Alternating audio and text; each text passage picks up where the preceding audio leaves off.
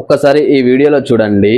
ఆయన పిచ్చైనా ఆయనను చూసి అందరు భయపడుతున్నారు. స్టూడెంట్స్ కట్టెతో ఇట్లా కొడితే అందరిని కొడుతుంటే ఇట్లా వెళ్ళిపోతున్నారు. ఆఖరికి ఏం చేసిండు ఒక్కసారి చూడండి, ఒక రాఖీ పట్టుకొని ఒక అమ్మాయి వెంట పడుతున్నాడు, కట్టు కట్టు అని చెప్పి.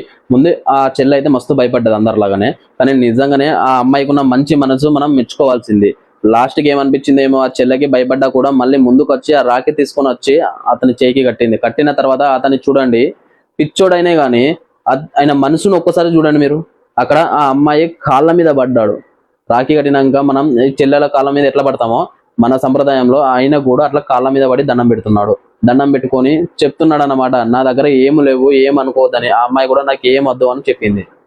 అసలు నిజంగా ఈ మధ్య కాలంలో నేను చూసిన బెస్ట్ రీల్ అంటే వీడియో అంటే ఇదే.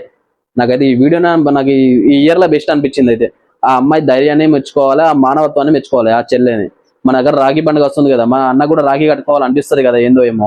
ఈ అన్నకున్న మానవత్వంలో కొంచెమైనా ఎదవలకు ఉంటే మస్తు మంచిగా ఉంటది. ఈ వీడియో ఎంతవరకు షేర్ చేయండి. ఈ వీడియో చూసి ఒక లైక్ అన్న కొట్టండి.